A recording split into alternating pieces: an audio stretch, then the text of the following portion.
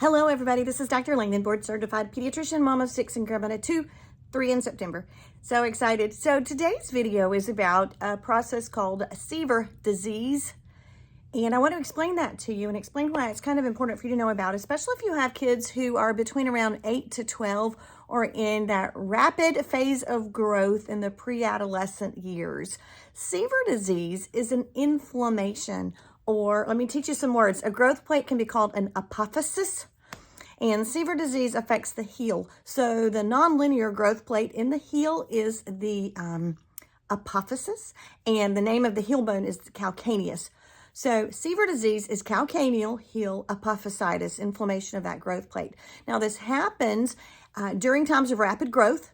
The location is, if you will take your hand and just feel at the bottom of your calf muscle, and it turns into your Achilles tendon, and then it attaches to your heel bone. That insertion site of the Achilles tendon is right on top of that apophysis, that growth plate in the heel bone of the calcaneus. So calcaneal apophysitis is called Sever disease. We see it more often in boys than girls, but it can be in either one. And about 2/3 of the time, it can affect both sides. The other, sometimes it is just one side, and that is still Sever disease. The diagnosis of this does not require x-rays or anything like that. It is very common after this child has done lots of pounding activities, soccer, basketball, cross country, track, that sort of thing. And it can make it very painful for them to bear weight on that heel. I once had a patient who came in because he was walking on his tiptoes all the time, all of a sudden, and the mom was thinking, what is the matter with him that his heels are so exquisitely painful? And it was because of this growth plate inflammation, this calcaneal apophysitis. So let's talk about the treatment. Part of it is to strengthen and to stretch that calf muscle, the gastrocnemius. So you can do that at home with pushing the foot upward a little bit to get it to bend at that joint, stretching out that Achilles tendon. You can stand on the edge of steps and go down and up and down and up and down and up with your feet. You can use ibuprofen to treat the pain. Now, caution here, it is not at all that we want to treat these kids with ibuprofen just so they can play harder, play longer, and potentially do more damage to a site that's already so tender from an overuse injury during this time of rapid growth. So if you were a patient's mom or dad brought the kid in to see me and they were just having exquisite pain, I would say, if you can, let's take a break from all the baseball practice or all the soccer or all the basketball practice for at least a while until the pain's doing better. Let's use some ibuprofen to treat the pain.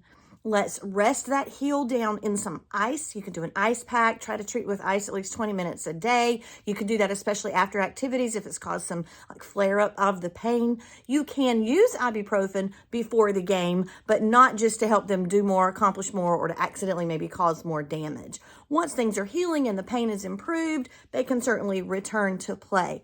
If these measures don't help, we can always do physical therapy and things like that. Another really important part of the treatment is to get a heel cup or a cushion, a pad to put under that heel to provide more support. A lot of the kids I see with this have been wearing very flimsy flip-flops, have been wearing Crocs, or shoes with no support at all. So they need a good heel cup in that shoe, or you can add a heel support into their tennis shoes. They should be wearing tennis shoes all the time, not the flip-flops, not the Crocs. Even at home, you can get a very supportive bedroom shoe, or just let them wear their tennis shoes in the house to give support. A lot of times walking barefoot when this is flaring up makes it much more painful. So the biggest parts of the treatment are, remember they're okay and don't need an x-ray, take a break from sports when the pain is severe, stretching, ibuprofen, and ice. And so after an activity, you may want to bring them home, get them in the recliner, prop those heels up, and maybe put a bag of frozen peas or corn or something under them and let them rest that heel into the ice therapy.